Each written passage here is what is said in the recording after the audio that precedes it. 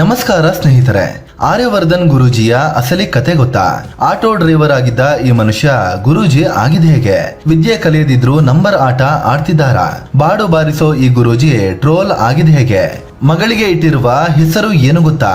ವಿಚಿತ್ರ ಗುರೂಜಿಯ ಕಂಪ್ಲೀಟ್ ಮಾಹಿತಿಯನ್ನ ಈ ವಿಡಿಯೋದಲ್ಲಿ ಡೀಟೇಲ್ ಆಗಿ ಹೇಳ್ತೀವಿ. ಅದಕ್ಕೂ ಮುನ್ನ ನೀವಿನ್ನೂ ನಮ್ಮ ಚಾನಲ್ಗೆ ಸಬ್ಸ್ಕ್ರೈಬ್ ಆಗಿಲ್ಲ ಅಂದ್ರೆ ಈಗಲೇ ಆಗಿ ನಮಗೆ ಸಪೋರ್ಟ್ ಮಾಡಿ. ನಿಮ್ಮ ಬೆಂಬಲ ನಮಗೆ ತುಂಬಾ ಮುಖ್ಯ. ಹಾಸನದಲ್ಲಿ ಜನಿಸಿದ ಪುಂಗುರೂಜಿ ಆರ್ಯವರ್ಧನ್ ಗುರೂಜಿ 1977 ಜುಲೈ 5 ಹಾಸನದಲ್ಲಿ ಜನಿಸಿದ್ರು. ತಂದೆಗೆ ಇಬ್ಬರು ಹೆಂಡತಿಯರು ಇದ್ರು. ಒಕ್ಕಲಿಗ ಸಮುದಾಯ ಇವರದ್ದಾಗಿತ್ತು. ಬೇಲೂರಲ್ಲಿ ಆರಂಭಿಕ ದಿನಗಳನ್ನ ಕಳೆದು ನಂತರ ತಮಿಳುನಾಡಿನ ಸೇಲಂಗೆ ಹೋದ್ರು. ತಂದೆ ತಾಯಿ ಸುಬ್ರಹ್ಮಣ್ಯ ಸ್ವಾಮಿ ಅಂತ ಹೆಸರಿಟ್ಟಿದ್ರು.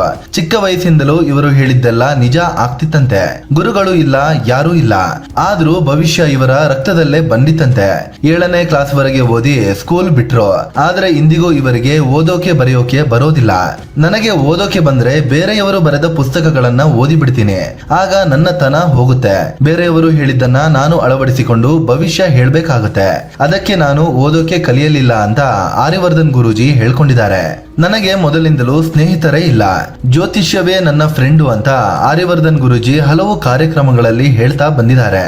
ಆಟೋ ಓಡಿಸಿಕೊಂಡಿದ್ದ ಸುಬ್ರಹ್ಮಣ್ಯ. ತಮಿಳುನಾಡಿನಿಂದ ಬೆಂಗಳೂರಿಗೆ ಬಂದ ಸುಬ್ರಹ್ಮಣ್ಯ ನಂತರ ಆಟೋ ಓಡಿಸಿಕೊಂಡಿದ್ರು. ಕಂಡವರಿಗೆ ಭವಿಷ್ಯ ಹೇಳಿ ಅದರಲ್ಲಿ ಕೆಲವೊಂದು ನಿಜ ಆಗ್ತಿತ್ತು. ಇದನ್ನೇ ಬಂಡವಾಳ ಮಾಡಿಕೊಂಡು ಆಟೋ ಓಡಿಸೋದು ಬಿಟ್ಟು ಜ್ಯೋತಿಷ್ಯ ಫೀಲ್ಡ್ ಗೆ ಬಂದ್ರು. ನಂಬರ್ ಅಂದ್ರೆ ನಾನು ಅಂದ್ರೆ ನಂಬರ್ ಅನ್ಕೊಂಡು ಸುಲಭದ ಜೀವನವನ್ನ ಕಂಡುಕೊಂಡ್ರು. ಹಲವು ಟಿವಿ ಚಾನೆಲ್ಗಳಲ್ಲಿ ಜ್ಯೋತಿಷ್ಯ ಕಾರ್ಯಕ್ರಮವನ್ನ ನಡೆಸಿಕೊಟ್ಟು ಮನೆ ಮಾತಾದ್ರು. ಸುವರ್ಣ ನ್ಯೂಸ್, BTV, ಸಮಯ ನ್ಯೂಸ್, ಕಸ್ತೂರಿ, ಪಬ್ಲಿಕ್ ಟಿವಿ, ಜಿ ಟಿವಿ ಮತ್ತು ತಮಿಳಲ್ಲೂ 5-6 ಚಾನೆಲ್ಗಳಲ್ಲಿ ಇಂಟರ್ವ್ಯೂ ಕೊಟ್ಟಿದ್ದಾರಂತೆ. ಜನಕ್ಕೆ ಏನು ಟಿವಿಲಿ ಬಂದ್ರೆ ಸಾಕು ನಿಜ ಅಂತ ನಂಬಿ ಬಿಡ್ತಾರೆ. ಸೊ ದಿನೇ ದಿನೇ ಈ ಮನುಷ್ಯಂಗೆ ಗಿರಾಕಿಗಳ ಸಂಖ್ಯೆ ಜಾಸ್ತಿ ಆಗ್ತಾ ಹೋಯ್ತು. ಇವರು ರಾಜಕಾರಣಿಗಳು, ಸೆಲೆಬ್ರಿಟಿಗಳು, ಕ್ರೀಡೆ ಹೀಗೆ ಯಾವ ಕ್ಷೇತ್ರದಲ್ಲಿ ಭವಿಷ್ಯ ನುಡಿಯಲ್ಲ ಅಂತಿಲ್ಲ, ಎಲ್ಲದರಲ್ಲೂ ಭವಿಷ್ಯವನ್ನ ನುಡಿತಾರೆ. ಅಂದಾಜಿನ ಮೇಲೆ ಒಂದು ಗುಂಡು ಬಿದ್ರೆ ಬಿತ್ತು, ಹೋದ್ರೆ ಹೋಯ್ತು. ಆರ್ಯವರ್ಧನ್ ಗುರೂಜಿ ರಾಜಕಾರಣಿಗಳ ಬಗ್ಗೆ ನುಡಿದ ಭವಿಷ್ಯ ಒಂದಷ್ಟು ನಿಜವಾಗಿ ಹೋಯ್ತು. ಇದರಿಂದ ಮತ್ತಷ್ಟು ಪಬ್ಲಿಸಿಟಿ ಸಿಕ್ತು. 2021ರಲ್ಲಿ ಯಡಿಯೂರಪ್ಪ ಸಿಎಂ ಆಗಿದ್ರು. ಇದೇ ವರ್ಷ ಆಗಸ್ಟ್ ಒಳಗೆ ಅವರು ರಾಜೀನಾಮೆ ಕೊಡ್ತಾರೆ ಅಂತ ಗುರೂಜಿ ಭವಿಷ್ಯ ನುಡಿದಿದ್ರು. ಆಗೆಲ್ಲ ಈ ಬಗ್ಗೆನೇ ಚರ್ಚೆ ಆಗ್ತಿತ್ತು. ಯಡಿಯೂರಪ್ಪ ವಯಸ್ಸಾಗಿದ್ರಿಂದ ಸಿಎಂ ಸ್ಥಾನದಿಂದ ಕೆಳಗೆ ಇಳಿತಾರೆ ಅಂತ.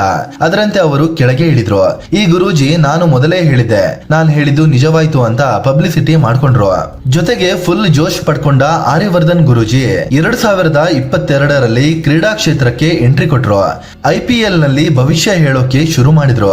ಯಾವ ಟೀಮ್ ಮ್ಯಾಚ್ ಗೆಲ್ಲುತ್ತೆ, ಯಾವ ಪ್ಲೇಯರ್ ಎಷ್ಟು ರನ್ ಹೊಡಿತಾರೆ, ಮ್ಯಾನ್ ಆಫ್ ದಿ ಮ್ಯಾಚ್ ಯಾರು ಆಗ್ತಾರೆ ಅಂತೆಲ್ಲ ಭವಿಷ್ಯ ಹೇಳ್ತಾ ಹೋದ್ರು. ಆದ್ರೆ ಹೆಚ್ಚಿನ ಭವಿಷ್ಯಗಳು ಸುಳ್ಳಾಗಿ ಬಿಡ್ತು. ಎಲ್ಲರೂ ಆರ್ಯವರ್ಧನ್ ಗುರೂಜಿಯನ್ನ ಕೋಳಿಗೆ ಮಸಾಲೆ ಎಣ್ಣೆ ಹಚ್ಚಿ ತಂದೂರಿ ಮಾಡ್ತಾರಲ್ವಾ, ಆ ರೀತಿ ರೋಸ್ಟ್ ಮಾಡಿಬಿಟ್ರು. ಬಿಗ್ ಬಾಸ್ ನಲ್ಲೂ ಆರ್ಯವರ್ಧನ್ ಹವಾ. ಕೋಣನ ಮುಂದೆ ಕಿಂದರಿ ಬಾರಿಸಿದ್ರೆ ಅದೇನ್ ಕೇರ್ ಮಾಡುತ್ತಾ? ಅದೇ ರೀತಿ ಈ ಆರ್ಯವರ್ಧನ್ ಗುರೂಜಿ ಕೂಡ ಯಾವುದಕ್ಕೂ ತಲೆ ಕೆಡಿಸಿಕೊಳ್ಳಲೇ ಇಲ್ಲ. ಇಷ್ಟಾದ ಬಳಿಕವೂ ಆರ್ಯವರ್ಧನ್ ಗುರೂಜಿಯ ನಂಬರ್ ಭವಿಷ್ಯ ಮುಂದುವರಿತು. 2022ರ ಆಗಸ್ಟ್ ನಲ್ಲಿ OTTಯಲ್ಲಿ ಬಂದ ಬಿಗ್ ಬಾಸ್ ನಲ್ಲಿ ಮನೆಗೆ ಹೋಗಿ ಬಂದಿದ್ರು. ಒಳಗೆ 43 ದಿನ ಇದ್ರು. ಬಿಗ್ ಬಾಸ್ಗೂ ಇಂಥವರೇ ಬೇಕಲ್ವಾ? ಸೊ ಬಿಗ್ ಬಾಸ್ ಸೀಸನ್ ನ 9ರಲ್ಲೂ ಭಾಗವಹಿಸಿದ್ರು. ಇಲ್ಲಿ ಸುಮಾರು 95 ದಿನ ಇದ್ದು ಫಿನಾಲೆಗೂ ಕೆಲವೇ ದಿನಗಳ ಮುನ್ನ ಎಲಿಮಿನೇಟ್ ಆದ್ರು.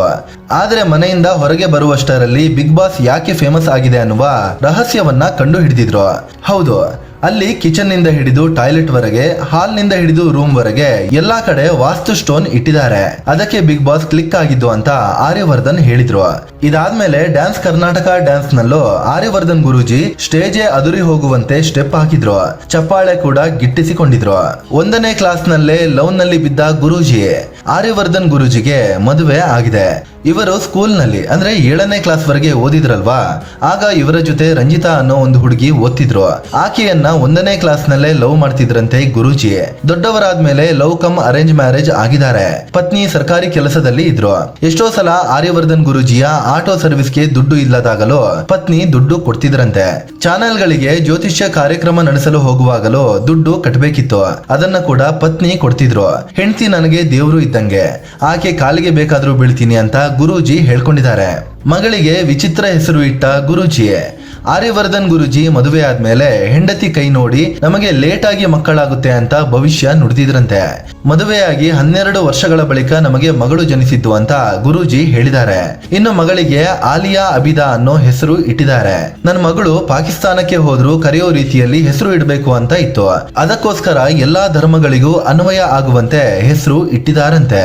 ಬಾಡು ಬಾರಿಸುವ ನಂಬರ್ ಗುರೂಜಿ. ಆರ್ಯವರ್ಧನ್ ಗುರೂಜಿ ಇತ್ತೀಚೆಗೆ ಮನುಷ್ಯನ ದೇಹದ ಹಿತ್ಲಲ್ಲಿ ಮಹಾಲಕ್ಷ್ಮಿ ಇರ್ತಾರೆ, ಆ ಜಾಗವನ್ನ ಸವರಿದ್ರೆ ಒಳ್ಳೆಯದು ಅಂತೆಲ್ಲ ಹೇಳಿ ಕೆಟ್ಟದಾಗಿ ಟ್ರೋಲ್ ಆಗಿದ್ರು. ಇದಾದ್ಮೇಲೆ ಈಗ ಕಿರಿಕೀರ್ತಿ ಜೊತೆ ಸೇರಿಕೊಂಡು ತರ್ಲೆ ಟಾಕ್ ಅನ್ನೋ ಚಾನೆಲ್ ನಲ್ಲಿ ಕಾಣಿಸಿಕೊಳ್ತಿದ್ದಾರೆ. ಅಲ್ಲಿ ತರ್ಲೆಯಾಗಿ ಮಾತಾಡ್ತಾ ಎಂಟರ್ಟೈನ್ ಮಾಡ್ತಾ ಓಡಾಡ್ತಿದ್ದಾರೆ. ಇದೇ ಚಾನೆಲ್ ಮೂಲಕ ಗುರೂಜಿಯ ಮಾಂಸದ ಶೋಕಿ ಕೂಡ ಗೊತ್ತಾಗಿದೆ. ಇತ್ತೀಚೆಗೆ ಹೋಟೆಲ್ ಒಂದನ್ನ ಪ್ರಮೋಟ್ ಮಾಡೋಕೆ ಹೋದಾಗ ಸಿಕ್ಕಾಪಟ್ಟೆ ಬಾಡು ಬಾರಿಸಿದ್ದಾರೆ. ಓಡಾಡೋದು, ಹಾರೋದು, ಈಜೋದು ಹೀಗೆ ಎಲ್ಲವನ್ನು ಬಾಯಿ ಚಪ್ಪರಿಸಿಕೊಂಡು ತಿಂದಿದ್ದಾರೆ. ಅದರಲ್ಲೂ ನಲ್ಲಿ ಮೂಳೆಯನ್ನ ಸಖತ್ತಾಗಿ ಚೂಪಿದ್ದಾರೆ. ಆ ವಿಡಿಯೋದ ಕಾಮೆಂಟ್ ಬಾಕ್ಸ್ ನಲ್ಲೂ ಹಲವರು ಇವರು ಯಾವ ಸೀಮೆ ಗುರೂಜಿ, ನಾನ್ ವೆಜ್ ಎಲ್ಲ ತಿಂತಾರೆ ಅಂತ ಕಾಮೆಂಟ್ ಮಾಡಿದ್ದಾರೆ. ಈ ಚಾನೆಲ್ ನ ವಿಡಿಯೋಗಳನ್ನ ನೋಡಿದ್ರೆ ಈ ಗುರೂಜಿ ಜ್ಯೋತಿಷ್ಯ ಬಿಟ್ಟು ಕಾಮಿಡಿ ಫೀಲ್ಡ್ ಗೆ ಬರೋದು ಒಳ್ಳೆಯದು ಅಂತ ಅನ್ನಿಸುತ್ತೆ. ಮಹಿಳೆಯಿಂದ ಲೈಂಗಿಕ ದೌರ್ಜನ್ಯ ಆರೋಪ. 2016ರಲ್ಲಿ ಆರ್ಯವರ್ಧನ್ ಗುರೂಜಿ ನನ್ನ ಮೇಲೆ ಲೈಂಗಿಕ ದೌರ್ಜನ್ಯ ನಡೆಸಿದ್ದಾರೆ ಅಂತ ಮಹಿಳೆಯೊಬ್ಬರು ಆರೋಪ ಮಾಡಿದ್ರು. ಈ ಸಂಬಂಧ RR ನಗರ ಪೊಲೀಸರು ಗುರೂಜಿಯನ್ನ ಅರೆಸ್ಟ್ ಕೂಡ ಮಾಡಿದ್ರು. ಅಂದ ಹಾಗೆ ಈ ಮಹಿಳೆ ಆರ್ಯವರ್ಧನ್ ಗುರೂಜಿ ಬಳಿ ಜ್ಯೋತಿಷ್ಯ ಕಲಿಯಲು ಬಂದಿದ್ರು. ಅದಕ್ಕೆ 1.5 ಲಕ್ಷ ದುಡ್ಡು ಕೂಡ ಕೊಟ್ಟಿದ್ರು. ಒಂದ್ ವೇಳೆ ಸರಿಯಾಗಿ ಕಲಿಸದಿದ್ರೆ ದುಡ್ಡು ವಾಪಸ್ ಕೊಡ್ಬೇಕು ಅಂತ ಷರತ್ತು ಹಾಕಿದ್ರು. ಆದ್ರೆ ಕೊನೆಯಲ್ಲಿ ಮಹಿಳೆ ಜ್ಯೋತಿಷ್ಯವನ್ನ ಕಲಿಯಲು ಸಾಧ್ಯ ಆಗ್ಲಿಲ್ಲ. ಹೀಗಾಗಿ ದುಡ್ಡು ವಾಪಸ್ ಕೇಳಿದ್ರು.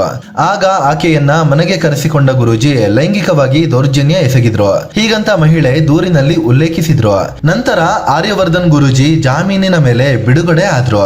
ಸ್ನೇಹಿತರೆ, ಇದು ನಂಬರ್ಗೆ ನಾನೇ ಕಿಂಗ್ ಅಂತ ಹೇಳಿಕೊಳ್ಳುವ ಕಾಂಟ್ರವರ್ಷಿಯಲ್ ಗುರೂಜಿ ಆರ್ಯವರ್ಧನ್ ಕುರಿತು ಮಾಹಿತಿ ಕೊಡುವ ಪ್ರಯತ್ನ. ಇವರ ಬಗ್ಗೆ ನಿಮ್ಗೆ ಏನನ್ಸುತ್ತೆ? ಇವರು ಜ್ಯೋತಿಷ್ಯ ಫೀಲ್ಡ್ ಅಲ್ಲೇ ಇರಬೇಕಾ ಅಥವಾ ಕಾಮಿಡಿ ಎಂಟರ್ಟೈನ್ಮೆಂಟ್ ಫೀಲ್ಡ್ ಗೆ ಬರಬೇಕಾ?